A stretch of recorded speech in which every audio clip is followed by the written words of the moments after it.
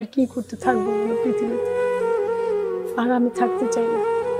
আর এরকম করে যেন কোনো মাও কষ্ট না পায়, কোনো সন্তান যেন মাকে কষ্ট না পায়।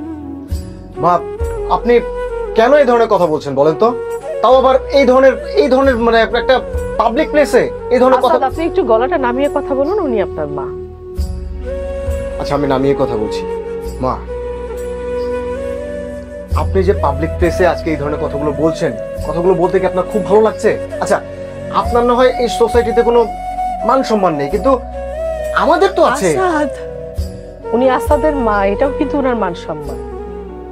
আপনাদের মা। কি বলছিস?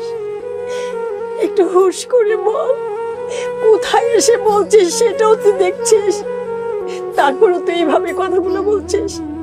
বাসায় বলতিস সেটা আলাদা কথা, কিন্তু এইখানে তো এইভাবে বলতে পারিস না। আমার এসব ভালোই লাগে না। তাহলে আপনার কি ভালো লাগে ভাই, সেটা কি জানতে পারি? তোমার তো বৃদ্ধাশ্রমে আমরা টাকা পয়সা দিচ্ছি, তোমাকে টাকা পয়সা দিচ্ছি, তোমার এখানে তো ভালোই আছো তুমি, সমস্যাটা কি বুঝলাম না। আমার তো কোনো সমস্যা না, তোদের তো সমস্যা। তোরা তো আমাকে নিয়ে ঝগড়াঝাটি আর করিস। ভাইয়া তুমি কি মানে মাকে তুমি পারো না? তুমি তো বড় ভাই, তুমি তো পারো মাকে তোমার কাছে রাখতে। কেন তুমি পারো না? তোমার পেছনে আমি টাকা খরচ করিনি, তুমি এখন রোজগার করছো না, তুমি মার খেয়াল রাখতে পারো না? সবকিছু আমাকে দেখতে হবে কেন? মানে এখন মানে আমি টাকা ইনকাম করি, মানে তাই মাকে আমার কাছে রাখতে হবে? অবশ্যই রাখতে হবে। সে তোমার মা না? ও আপনার মা না? অবশ্যই আমার মা, কিন্তু সে তো তোমারও মা। হ্যাঁ আমার মা তো পরে, আগে তো তোমার মা। হবে না, তোদের আল্লাহর দোহাই লাগে, তোরা চুপ কর, তোরা ঝগড়াঝাটি করিস না। মা দাঁড়াও, তুমি একটু দাঁড়াও, তুমি একটু চুপ থাকো।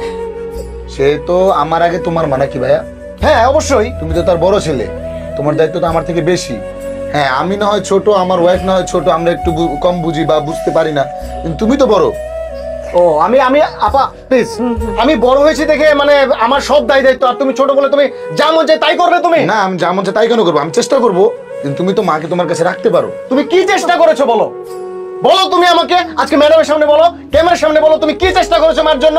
আমি কোনো চেষ্টাই করিনি, তুমি শুধু মানে কিছু টাকা ইনকাম করে তুমি একেবারে সব উদ্ধার করে ফেলেছো। আমি যদি টাকা ইনকাম না করতাম আজান, তাহলে আজকে তুমি এই জায়গায় বসতে পারতে না, তুমি বইটা পড়াশোনা করতে পারতে না।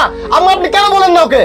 আর আমার মার টাকা, আমাদের টাকা যদি তোমাকে না দেওয়া হতো তাহলে তুমি বিদেশে যেতে পারতে না। আমার মা যে টাকাটা দিয়েছে সেই টাকা থেকে কয়েক গুণ বেশি টাকা তাকে আমি দিয়েছি, স্বীকার করো। মা আপনি বলুন, দেইনি আপনাকে টাকা? সেই টাকা আমি বুঝতে পেরেছি, তুমি যে তোমার বোর গোলাম হয়ে গেছে একেবারে, এটা আমি বুঝতে পেরেছি ভাইয়া। আজান, ডোন্ট ক্রস ইউর লিমিট। ও এখন ডোন্ট ক্রস ইউর লিমিট, এখন লিমিট ক্রস হয়ে যাচ্ছে। চুপ কর বোর আম্মা, ওকে ওকে সামলান, ম্যাডাম ওকে সামলান প্লিজ। ম্যাডাম কি সামলাবে? তুমি তোমার বোর গোলাম হয়ে গেছো একেবারে পুরোপুরি। কি করলি রে?